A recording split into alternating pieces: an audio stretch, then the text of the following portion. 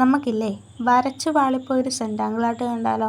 ഇത് നമ്മൾ കുറേ മുട്ടകൾ ഉപയോഗിച്ചിട്ടാണ് ഇതിൻ്റെ ഡിസൈൻ കൊടുക്കുന്നത് കേട്ടോ. ഈ സെൻറ്റാങ്കിൾ ആർട്ട് എന്ന് പറയുന്നത് തന്നെ ഒരേ ഡിസൈൻ അല്ലെങ്കിൽ കുത്താകാം കോമയാകാം എന്തും ആയിക്കോട്ടെ, അത് റിപ്പീറ്റ് ചെയ്ത് വരയ്ക്കുമ്പോൾ കിട്ടുന്ന ആ ഒരു ഫൈനൽ ലുക്കിനെയാണ് നമ്മൾ സെൻറ്റാങ്കിൾ ആർട്ട് എന്ന് പറയുന്നത്. ഭയങ്കര അടിപൊളിയായിരിക്കും കേട്ടോ. പക്ഷേ എന്നെ സംബന്ധിച്ചിടത്തോളം അത് പാളിപ്പോയി. ഞാൻ നോർമൽ പേന വെച്ചിട്ട് ഇതേ കണക്ക് വലിയ മുട്ടകൾ, അതേപോലെ തന്നെ കുഞ്ഞു കുഞ്ഞു മുട്ടകൾ, ഇതൊക്കെയാണ് ഞാൻ വരച്ച് വെച്ചിട്ടുണ്ടായിരുന്നത്.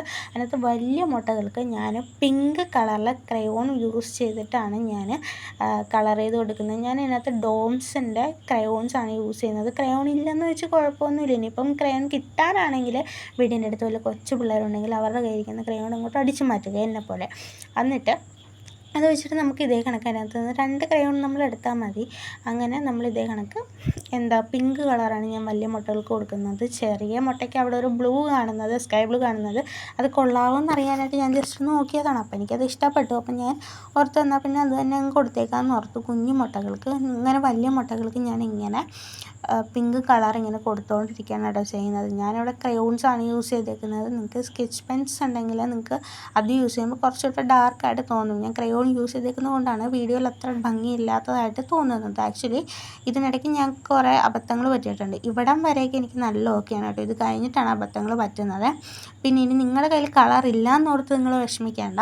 നിങ്ങൾക്ക് നമ്മുടെ നോർമൽ പെന്നിൻ്റെ കളർ വേണമെങ്കിൽ നിങ്ങൾക്ക് ഇതിനകത്ത് യൂസ് ചെയ്യാവുന്നതാണ് കേട്ടോ. ഒരു കുഴപ്പമില്ല, ഭംഗിക്കൊന്നും ഒരു കുറവും ഉണ്ടാവില്ല. അപ്പോൾ നിങ്ങൾ അങ്ങനെയാണ് നിങ്ങൾ ചെയ്യുന്നതെന്നുണ്ടെങ്കിൽ ഞാൻ എൻ്റേതായ ഒരു ഐഡിയ പറയാം. നിങ്ങളിതിനകത്ത് നിങ്ങളുടേതായ ഒരു ഐഡിയ കയറ്റി ചെയ്താൽ മതി. ഞാനിപ്പം ആ വലിയ വട്ടങ്ങൾക്കൊക്കെ ഇല്ലേ നിങ്ങൾ ഡാർക്കായ കളർ കൊടുക്കുക. അതിൻ്റെ ആ കുഞ്ഞു വട്ടങ്ങൾക്കൊന്നും കൊടുക്കാണ്ടിരിക്കുകയാണെങ്കിൽ കുറച്ചുകൂടെ ഭംഗി ഉണ്ടാവും. അപ്പം നിങ്ങൾക്ക് സ്കെച്ച് പെൻസ് ഇല്ലാത്തവർ അങ്ങനെ ഒന്ന് ട്രൈ ചെയ്ത് നോക്കാം കേട്ടോ. ഇപ്പം എനിക്ക് അപ്പുറത്തെ വീട്ടിലെ ക്വസ്റ്റ്യൻ ചെയ്യുന്നത് കിട്ടിയത് കൊണ്ട് ഞാനതിങ്ങനെ ചെയ്യുന്നു എന്നേ ഉള്ളേ. അങ്ങനെ നമ്മൾ ആ വലിയ മുട്ടകൾക്കെല്ലാം ആ ഒരു പിങ്ക് ഷെയ്ഡ് കൊടുത്ത് കഴിയാറായിട്ടുണ്ട്.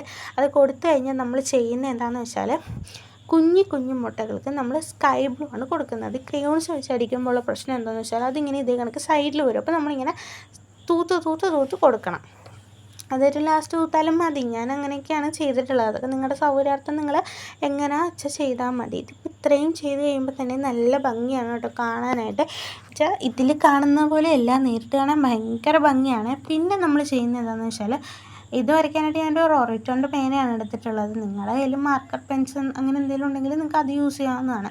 കണ്ടോ, ഇവിടെ നിന്നാണ് എനിക്ക് പാളി തുടങ്ങിയിട്ടുണ്ടായിരുന്നത്. ഇത് ആക്ച്വലി എൻ്റെ മൈൻഡിലൊരു ഐഡിയ ഉണ്ടായിരുന്നു. പക്ഷേ ചെയ്തു വന്നപ്പോൾ അതങ്ങനെ ആയില്ല. അതാണ് കാര്യം. അങ്ങനെ നമ്മൾ ഇപ്പോൾ ഇതിനകത്ത് ഞാൻ കുറച്ച് കാണിക്കുന്നുള്ളൂ. ഇത് ഞാൻ മൊത്തം അത് വരയ്ക്കുന്നുണ്ട്.